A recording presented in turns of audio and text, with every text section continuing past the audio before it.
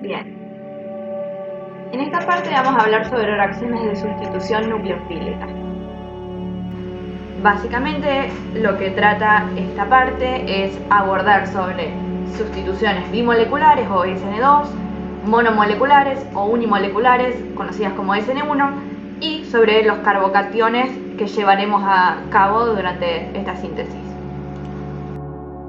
Bien, principalmente una sustitución nucleofílica se basa en que un nucleófilo, un compuesto de carga negativa, va a reemplazar un grupo saliente, que lo representamos con una X, no necesariamente tiene que ser un halógeno, simplemente lo representamos con una X, del átomo de carbono.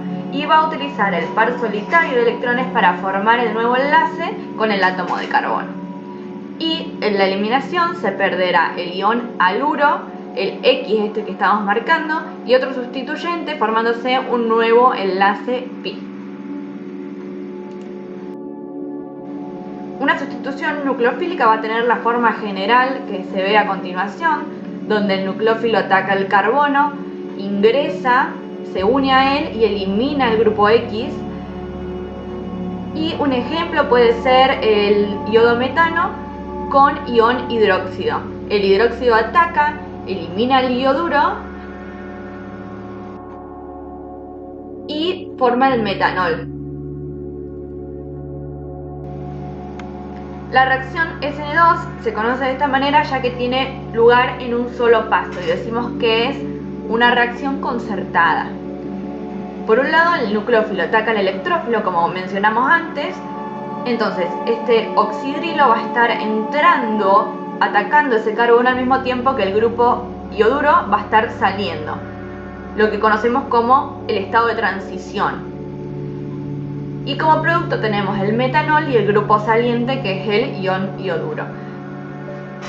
Esto, observándolo desde la cinética química, podemos decir que tiene una cinética de segundo orden, ya que en el estado de transición están ocurriendo dos reacciones al mismo tiempo. Esta reacción es importante desde el punto de vista de la estereoquímica, ya que podemos observar que se invierte el paraguas, se invierte la configuración. Por ejemplo, en la primera imagen observamos que el oxidrilo ataca, luego va a un estado de transición y luego se elimina el ion bromuro. Esto equivale a decir a una inversión del paraguas como se ve en la imagen del medio.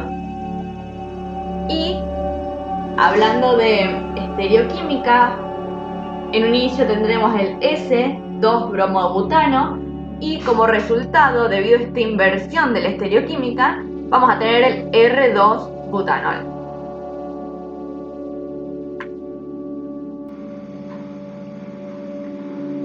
Bien, entonces volviendo a la cinética química, decimos que la velocidad depende tanto de la concentración de nuestro sustrato como del nucleófilo que va a atacar. Y nuestro sustrato en este caso lo vamos a llamar el electrófilo.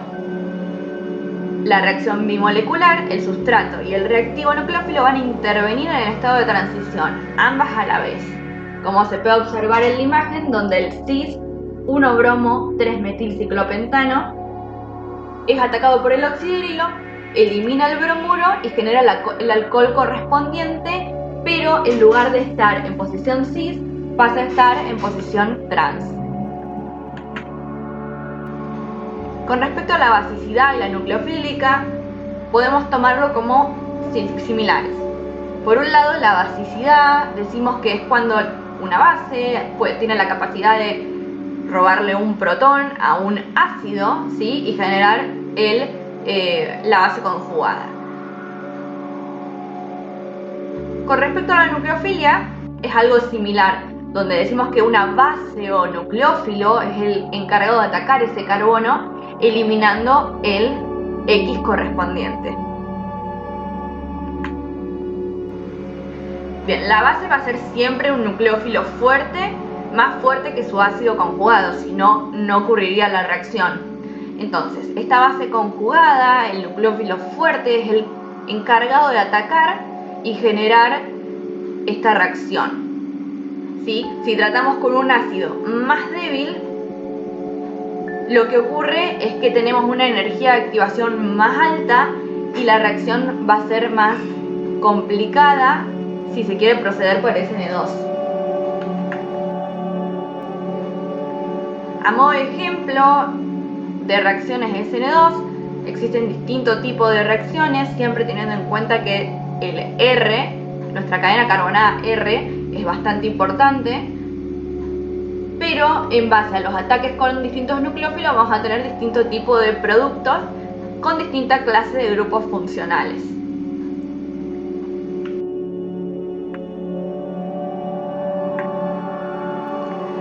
Así, a modo de ejemplo, si a un cloruro de bencilo lo atacamos con un hidróxido, vamos a tener el alcohol correspondiente. O si a un iodometano lo atacamos con un fenóxido, vamos a tener el éter correspondiente. De la misma manera con los demás ejemplos.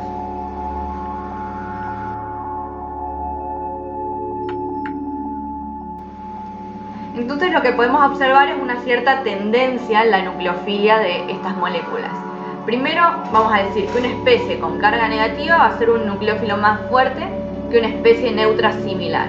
En particular, una base es un nucleófilo más fuerte que su ácido conjugado. De la manera que el oxidrilo es más fuerte que el agua, el amino es más fuerte que el amoníaco, y después tenemos que la nucleofilia decrece de izquierda a derecha en la tabla periódica en consonancia con el incremento de la electronegatividad, es decir, de izquierda a derecha. Los elementos más electronegativos retienen con más fuerza los electrones no enlazantes y son menos reactivos a la hora de formar nuevos enlaces. Y por último, la nucleofilia aumenta de arriba a abajo en la tabla periódica, al igual que aumenta el volumen y la polarizabilidad de los átomos.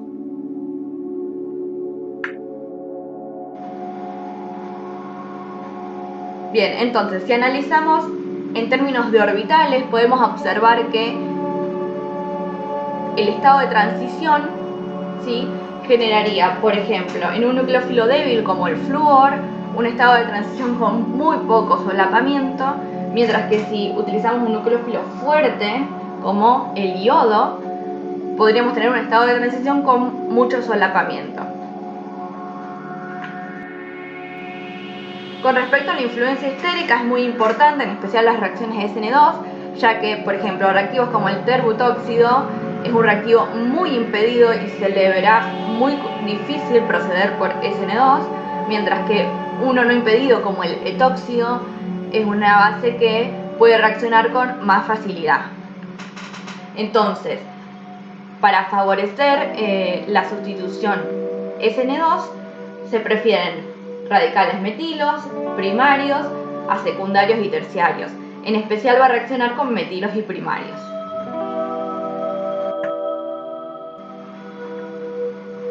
Así, observando cómo sería el ataque, podemos decir que en un bromuro de etilo primario, por ejemplo, el ataque va a ser fácil.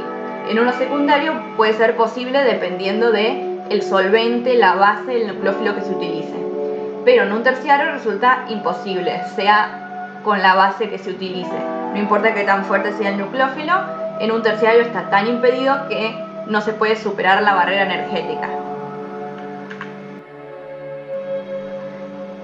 Y otra de las cosas a tener en cuenta sobre las reacciones SN2 es la importancia que va a tener el grupo saliente.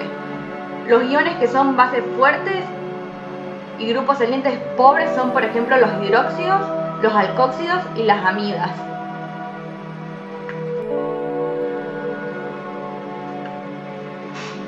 Dentro de las bases que son grupos salientes comunes tenemos los haluros, donde el yodo es el mejor grupo de todos, un grupo saliente de todos los halógenos, el sulfonato, el sulfato, el fosfato y moléculas neutras como agua, alcohol, aminas y fosfinas. Entonces, por ejemplo, si medimos en términos de velocidad relativa, podemos ver cómo cuanto más impedida esté esta molécula, menos velocidad va a tener esta reacción, más lenta va a ser y más complicada va a ser de llevar a cabo. Entonces también podemos tener en cuenta la influencia del disolvente en la nucleofilia. El disolvente prótico va a tener protones ácidos y va a formar puentes de hidrógenos mediante solvatación con los nucleófilos. Mientras que el aprótico no tiene protones ácidos, favorece las reacciones de SN2 como el acetonitrilo, el dimetilformamida, dimetilsulfóxido, el DMSO y el hexametilfosforamida. Procediendo con las reacciones de SN1, estas reacciones se dan especialmente en sustratos que están más impedidos, tales como, por ejemplo, el bromuro de terbutilo. Al reaccionar con metanol, que es una base débil, mediante un reflujo podemos obtener el éter correspondiente. Entonces, esta reacción es conocida porque lleva varios pasos. La anterior se daba todo en un solo paso y en esta tenemos primero la formación del carbocatión, el paso que va a ser limitante de la velocidad, y luego el ataque del nucleófilo. Analizando entonces la cinética, podemos decir que tiene velocidad de orden 1, por eso es SN1, donde la formación del carbocatión ocurre en un paso y luego el ataque. Entonces, el mecanismo tenemos, primero se forma el carbocatión, que como dijimos es el limitante de la velocidad. En este caso tendríamos el carbocatión terciario. Y luego el nucleófilo puede atacar este carbocatión, generando un desbalance de cargas que posteriormente va a proceder a eliminar el protón restante, generando el alcohol terciario correspondiente.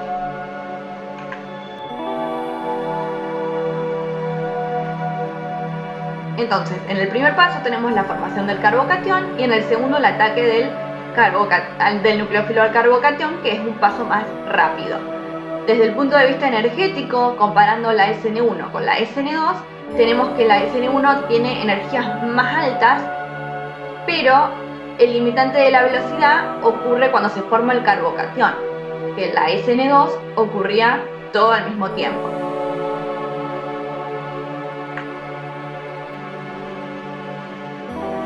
Dentro de la influencia de los sustituyentes vamos a decir que es inversa la SN2, en este caso se ven favorecidos los que son terciarios y secundarios, por un efecto inductivo que le genera más estabilidad a la molécula.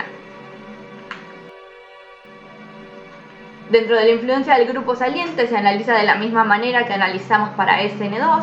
El grupo saliente, cuanto más grande sea, cuanto más carga negativa parcial posea, mejor el grupo saliente va a ser. Por ejemplo, el grupo tosilato, que es mejor que el ioduro, que es mejor que el bromuro, y también esto se tiene en cuenta conforme aumente el tamaño de molécula. En este caso, la influencia del disolvente tiene que ver con la capacidad de solvatación que tiene. En este caso vamos a utilizar solventes próticos que nos van a dar mayor velocidad relativa.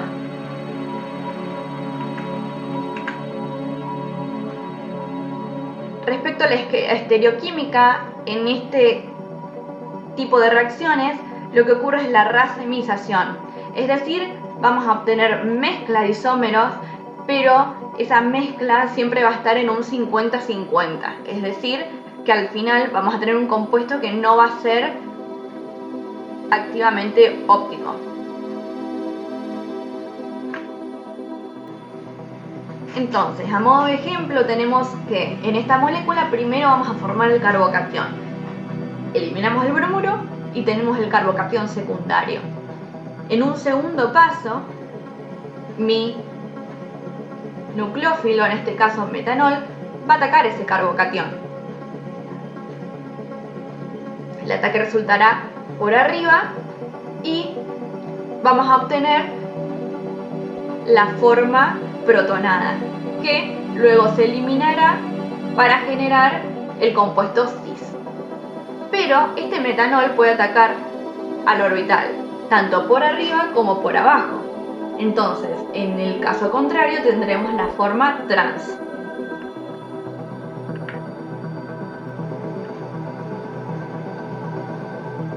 Lo que ocurre en este tipo de reacciones es que puede ocurrir el reordenamiento para favorecer la formación del carbocatión más estable. Así, por ejemplo, cuando quiero formar el catión más estable, lo que va a ocurrir es una transposición del catión.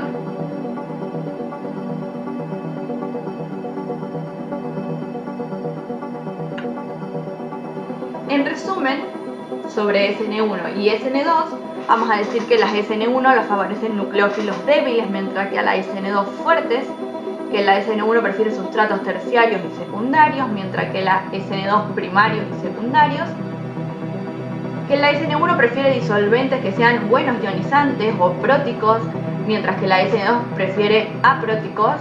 El grupo saliente en ambos casos tiene que ser un buen grupo saliente. Y respecto a la cinética, la SN1 es de primer orden, la SN2 es de segundo orden. A la estereoquímica, la SN1 nos da mezcla y también tenemos los reordenamientos, y en la SN2 vamos a tener una inversión del paraguas. Por último, con respecto a los carbocationes, vamos a decir que son posibles estructuras para cationes trivalentes, y la forma hibridada sp3 piramidal y la forma trigonal plana sp2.